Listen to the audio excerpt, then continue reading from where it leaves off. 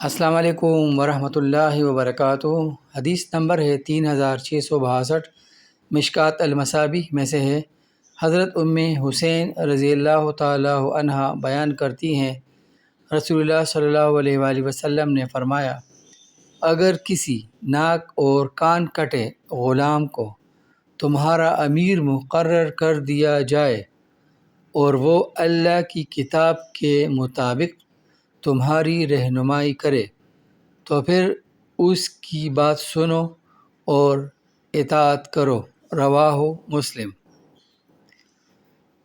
اللہ تعالیٰ سے دعا ہے کہ وہ ہمارے جو آج کل کے حکمران ہیں ان کو اللہ کی کتاب کے مطابق رہنمائی کرنے کی توفیق دے تاکہ ہمارے ملک میں امن و سکون ہو اور ہر طرف خوشحالی ہو۔ آمین ثم آمین۔